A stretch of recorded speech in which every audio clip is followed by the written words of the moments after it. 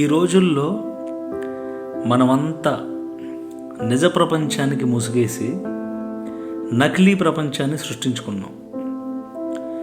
నిజమేంటో తెలిసిన న్యాయం మన కళ్ళెదురుగా ఉన్నా వాస్తవాన్ని తొక్కేసి ఏమీ తెలియనట్టు బ్రతికేస్తాం. నిజం తెలిసి అది నలుగురిలో మాట్లాడలేనప్పుడు, లేనిపోనివి నాకెందుకు అనుకున్నప్పుడే నకిలీ ప్రపంచం పుట్టింది.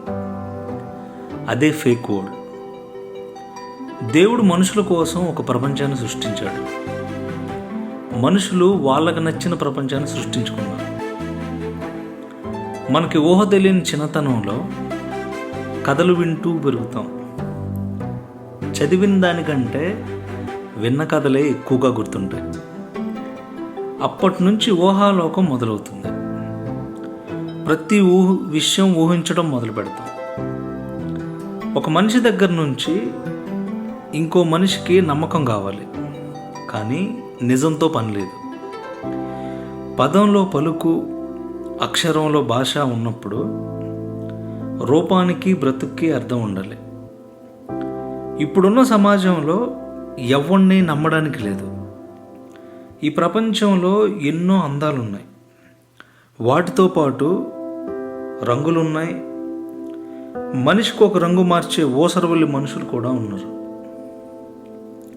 పుట్టుకతో వచ్చి రంగు వల్ల, పుట్టుకతో వచ్చే మచ్చల వల్ల ఎలాంటి ప్రమాదం లేదు, కానీ మనిషి మాటలో, నవ్వులో, చూపులో ఎలాంటి మర్మం దాగుందో ఎవ్వరికీ తెలియదు. ఇద్దరి పరిచయంలో నిజం కంటే నటనే ఉంటుంది. నటుడికి నిజంతో పని లేదు, నిజాయితీ పరుడికి నటనతో పని లేదు. ఈ రోజుల్లో కల్తీ వస్తువుల కంటే కల్తీ మనుషులకి ఎక్కువ ఉన్నారు. చూడడానికి ఎంతో బాగుంటారు, ఎంతో గొప్పగా అనిపిస్తారు, అసలు ఎక్కడ లేని మంచితనం చూపిస్తారు, కానీ అంతా మాయ అని మోసపోయే వరకు తెలియదు. కళ్ళు ప్రపంచాన్ని చూస్తే కళలు భవిష్యత్తుని చూస్తాయి, కళలు కథల్ని మారుస్తాయి. మనిషిలో అభిప్రాయాలు మారిపోయినప్పుడే విలువలకి చోటు లేకుండా పోయింది. ఈ రోజుల్లో చూసింది, విన్నది, మాట్లాడింది ఏదీ నిజం కాదు.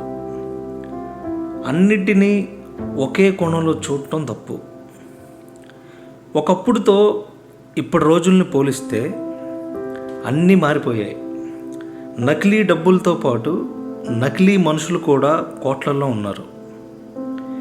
ఒక అబద్ధాన్ని నిజంగా, నిజాయితీగా నటించే వాళ్ళు ఉన్నారు.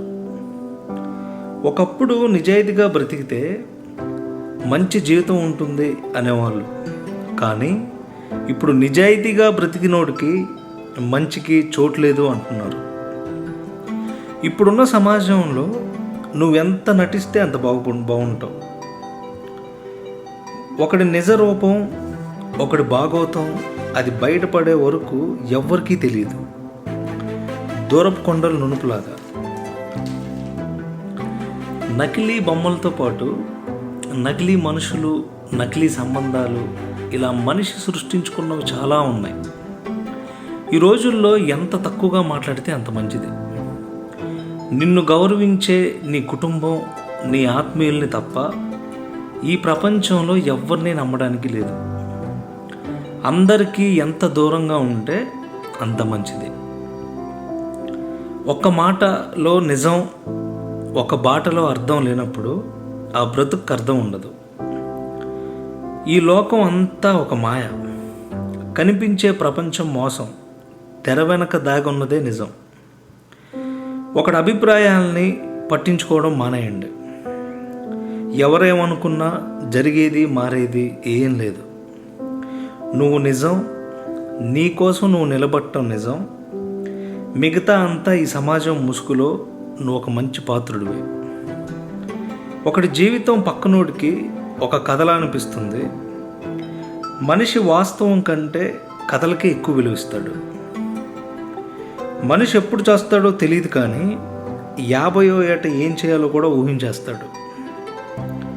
పెద్ద మోసం ఏంటంటే నీ భవిష్యత్తులో ఏం జరుగుతుందో తెలియదు, కానీ నమ్మి ముందుకెళ్ళిపోతూనే ఉండు. ఎవడి స్వార్థం వాడిదే. మనిషి ముసుగులు, మనిషి ఎత్తులు అంతా అబద్ధం, అంతా నకిలీ. ఒక్క ముక్కలో ఈ సమాజం ఏంటో చెప్పాలంటే, బ్రతికున్నప్పుడు పట్టించుకోరు, పోయాక పాలు పోసి పూజలు చేస్తారు.